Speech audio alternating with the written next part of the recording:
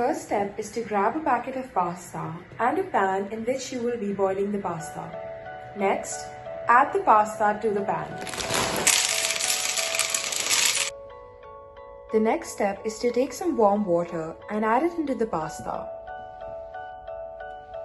Once you've added the water, turn the stove on and let the pasta cook for a while until it becomes tender. You can also add a pinch of salt into the water as it acts as a catalyst. Then it is time to take out your chicken breasts and season them. I already seasoned mine last night with some teriyaki sauce, garlic herb mixture, pepper and salt. The next step is to take the mushrooms of your choice and cut them into small bits. Once you have chopped your mushrooms, you can grease a pan with some vegetable or olive oil and put the mushrooms in it to saute them.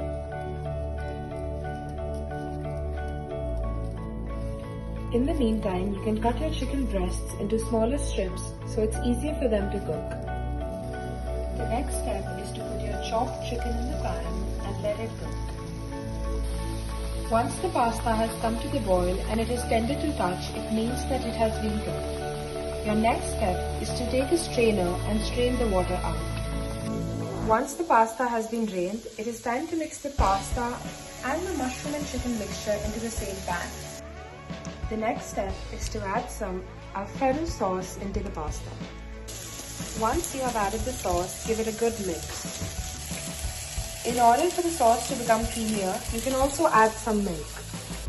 The last step is to add any seasonings you desire and serve the pasta when it's still warm. Enjoy!